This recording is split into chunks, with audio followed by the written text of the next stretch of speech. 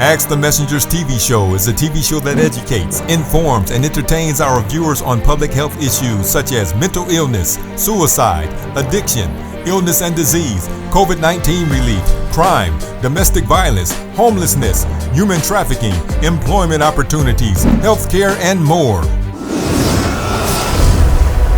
And now, Ask the Messengers. Today on Ask the Messengers, in our Doing Business in Detroit series, our field reporter, Che Monet, talks to Emerging Industries Training Institute's CEO and founder, Anthony Jackson, and Chief Operating Officer, William Aaron. EITI is an exclusive training provider for Detroit at Work. Plus, did you know that April is Alcohol Awareness Month? It's a time for education, support, and understanding. But behind every statistic lies a personal story. In this episode and throughout the entire month of April, we will bring you a few real people sharing real stories of those who've battled with alcohol. Their stories remind us that recovery is possible and that every setback is a stepping stone and that no one is defined by their past. April is also Move More Awareness Month, and we share some tips on how you can add some physical activity to your life. Ask the Messengers begins now.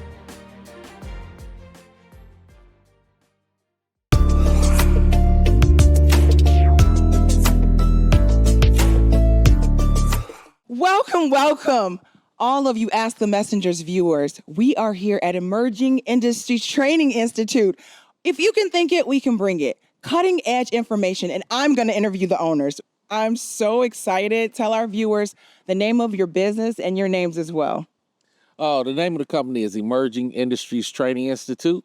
My name is Anthony Jackson, and I'm the CEO and founder of the business. My name is William Aaron, Chief Operating Officer. So I want you to tell us a little bit about your business, like how long you've been in business, I want to say, or how long the school has been here, and kind of what motivated you to even start this.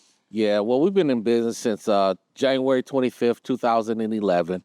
What motivated me to start this, I used to work for Michigan Works, which is the local workforce development agency. And at the time, we noticed that there was a gap in construction.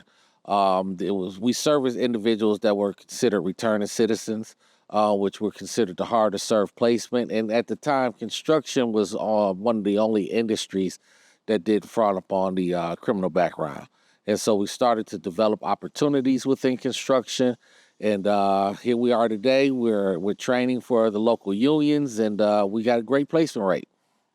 You guys are working together. Now, how did you link up? I mean, I know. It's a heck of a story. So we both were working in workforce development when the workforce development department was actually a city department. Since then, Detroit Employment Solutions Corporation has broke off and spawned Detroit at Work.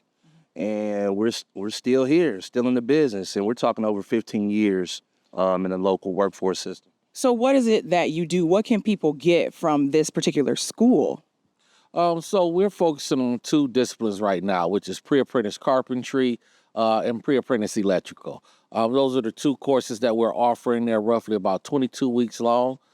We meet 2 days a week, either a Tuesday or Wednesday, or a Thursday or Friday from 8 to 4:30. The reason we kind of switched to 2 days a week in 22 weeks total is because it gave our students the opportunity to still earn while they were in training as well. And actually, believe it or not, since we lengthened the program, our retention rate has grown in a positive way as well. So it kind of has me on my end right here. I'm like at the end of my seat, edge of my seat. You got carpentry, electric. You can do both. I mean, if you are not just a homeowner trying to figure things out, but if you're hard on your luck, if you've had a background, you guys service everyone in the community. So this seems like it's community-based. Since you've opened this business, tell me something about the obstacles that you guys face. I mean, you've been in business since, 2011? So you had to go through something. Oh, yeah. We went through some tough times financially. We just had to kind of tighten our belts up and get through the storm. COVID was a very negative impact on us. We're self-funded. We haven't received any loans from the bank or anything.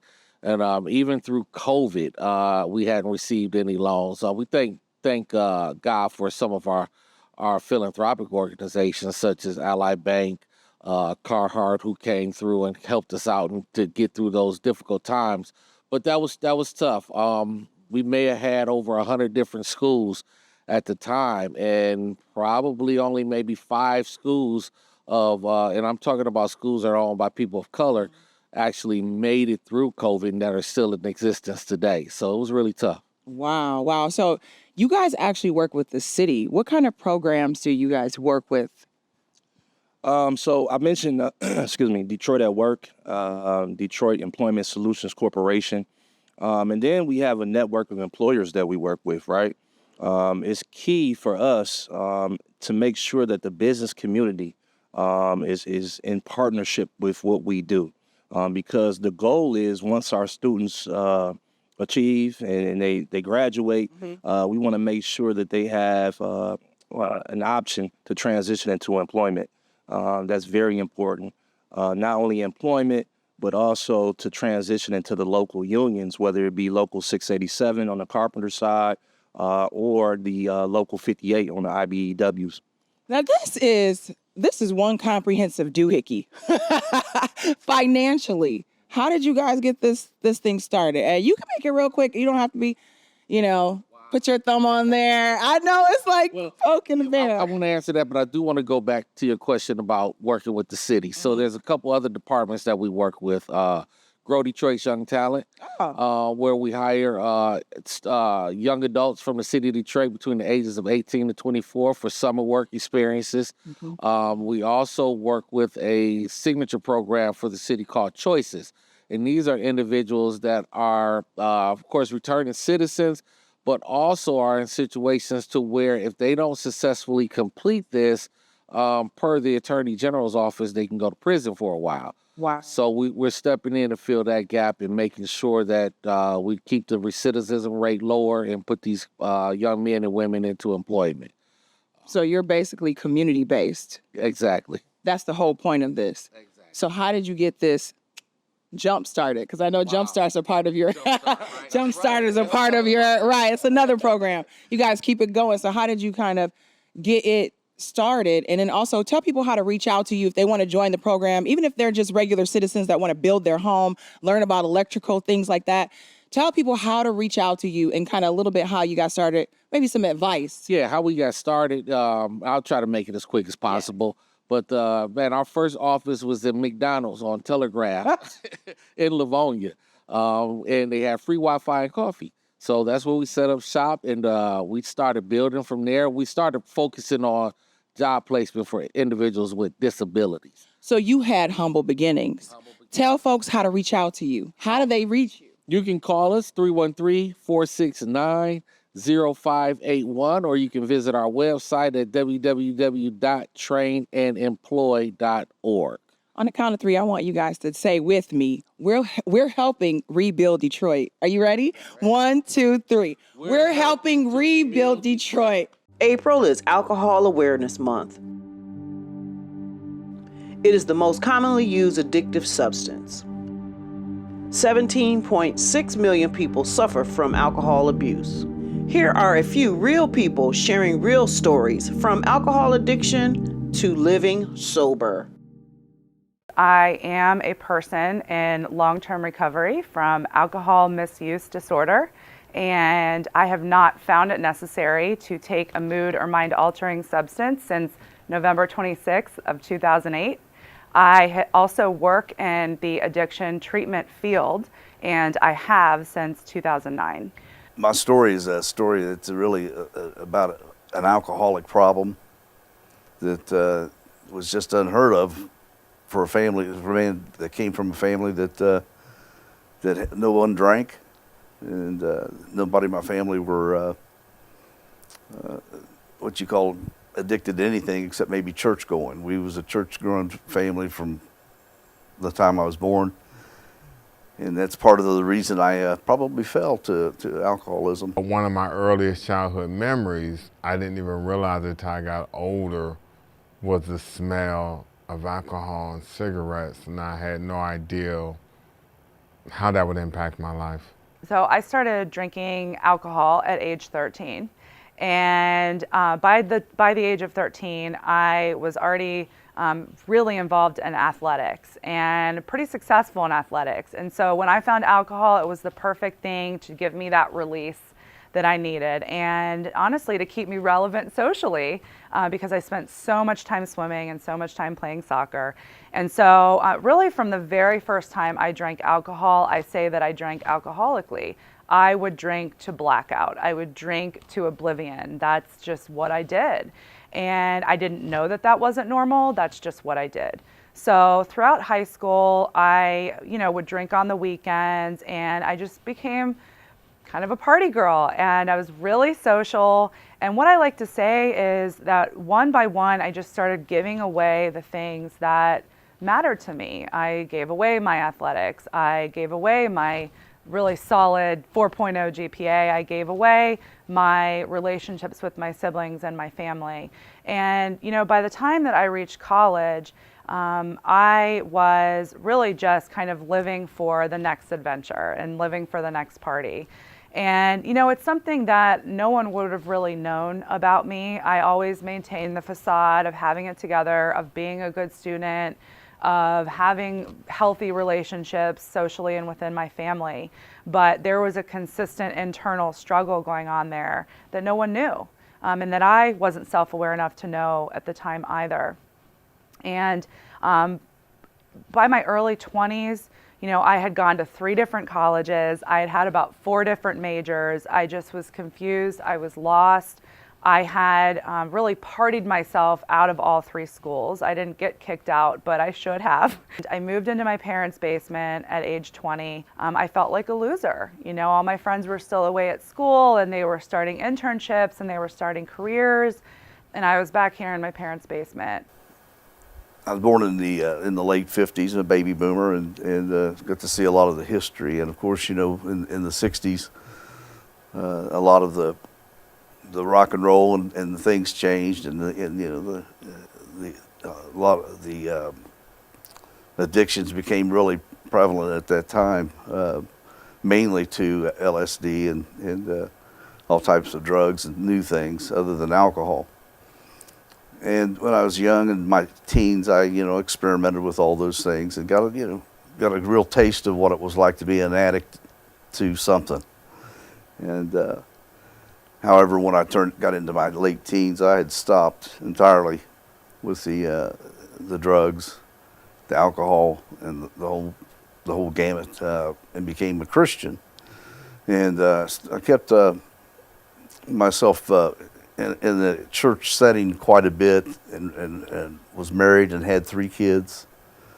And during that time, I became very judgmental and very prideful, in my position. I looked down at people, I guess you could say, and wonder how in the world they could live the way they live, had families and they'd give up all they had. Well, that pride was the downfall for me. Things happened, became disgruntled, even though I was very involved in the church setting, and I was involved with the youth, involved with the music, involved with I guess you call groups where we would talk about the faith and all. We call them cell groups, and all that time, I think my pride was getting bigger and bigger. And when the bottom fell out and I became disgruntled about some things, decided one day just to drink. And that it led into 2 decades of drinking every day. And life was going in such a bad direction. But I was having so much fun, I thought, with the party and hanging out with new people that I never met. And just had scores of friends that we all just liked to hang out and drink. And I disregarded everything important in life, like my family and friends and bills and anything else that would come in the way. I started, of course, I was in the automobile industry. I sold cars, and the it was kind of a place where everybody used cocaine, they drank, or at least the good majority of us did. And it became more and more party, and with that, it led to other issues, and which is probably not worth mentioning. You know, it's the same things that so many people go through when they become an addict. It's chasing women and being unfaithful to my wife, and not being a good father. All those things. Our house was kind of like party central. Every Friday and Saturday, you know, it wasn't really a place for children. There was always gambling and cursing and smoking and drinking and a lot of people, and we had to stay upstairs or stay in our room. And when I would look out and peek on them, it always looked like they were having fun. I thought that's what adults were supposed to do, and I wanted to have fun. I wanted to see why they looked so happy every weekend. And that's probably what drew me to it.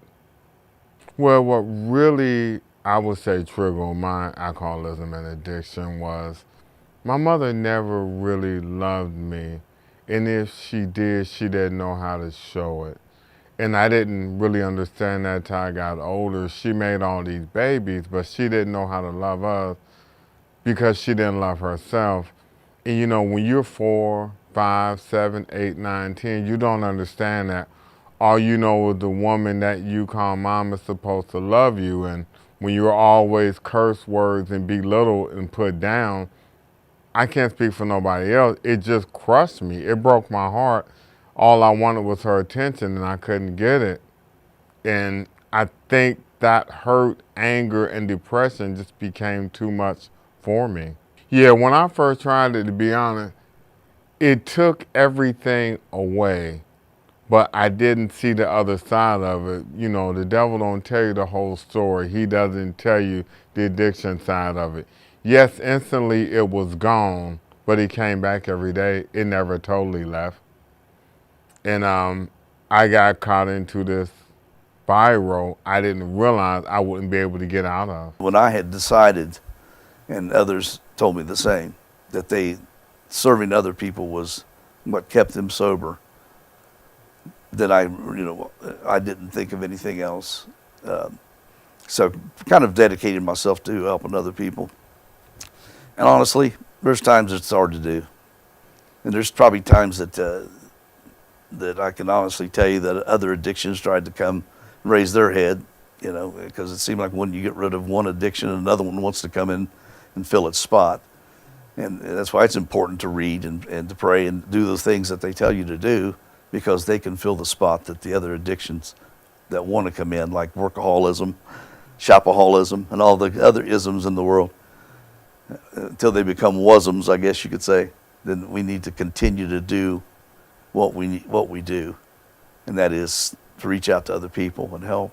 I wasn't born an alcoholic or an addict. I made a choice, and I opened the door I never should have opened. But by the grace of God, He taught me how to get out of that room.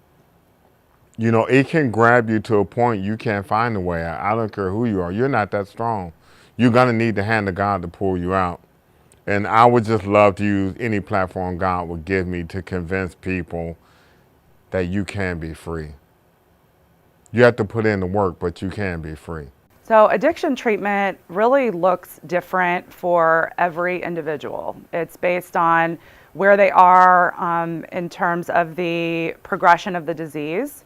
It's based on their willingness and what they are willing to commit to and to do.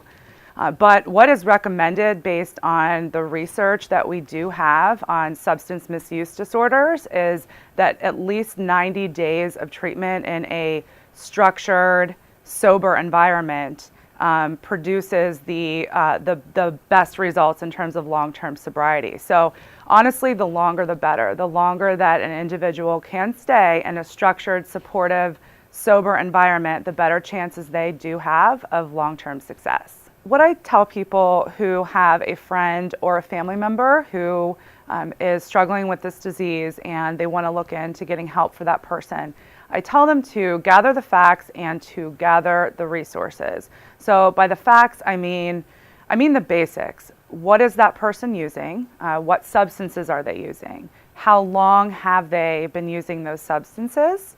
Have they been diagnosed with anything else other than substance use? A psychiatric illness? Is there anything medical going on?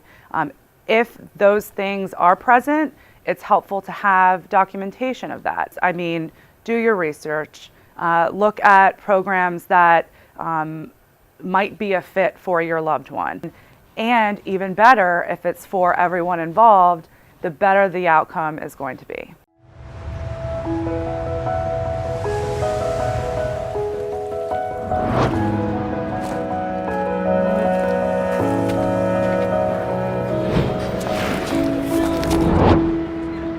Swapping 30 minutes of sitting with walking could reduce your stress and maybe even save your life. The American Heart Association wants to remind people to start moving. It could be as simple as choosing to take the stairs instead of the elevator, or parking further away.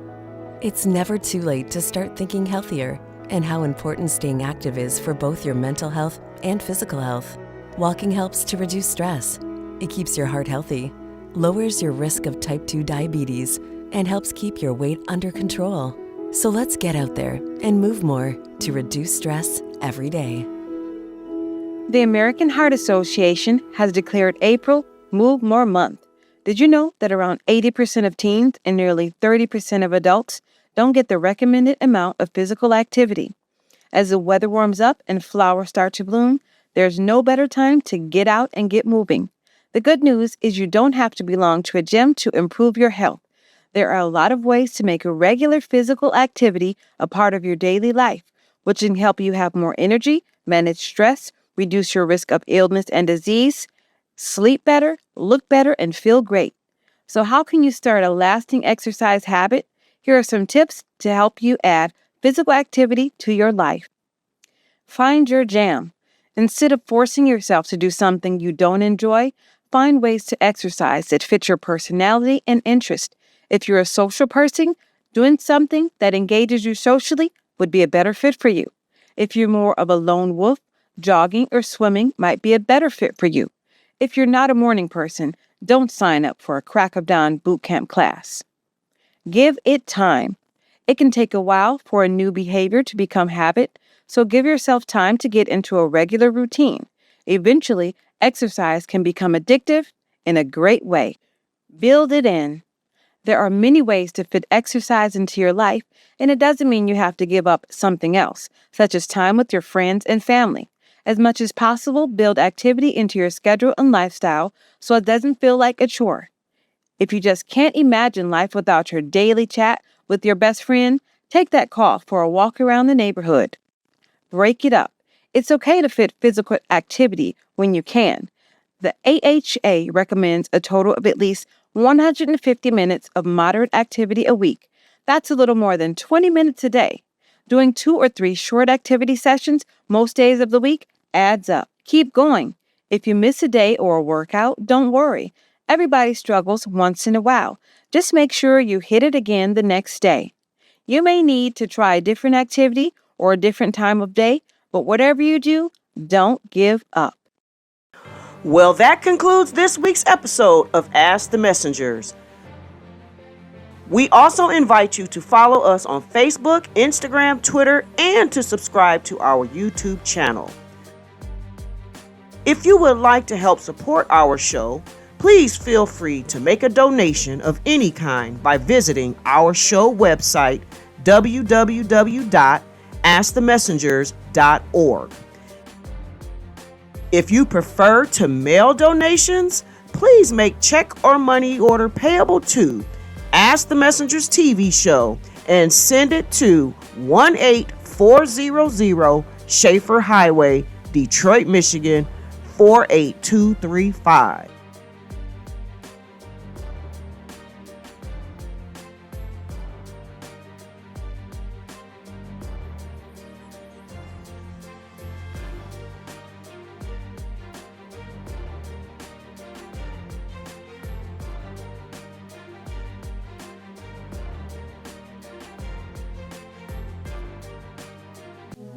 Ask the Messengers is the program that deals with things that help you.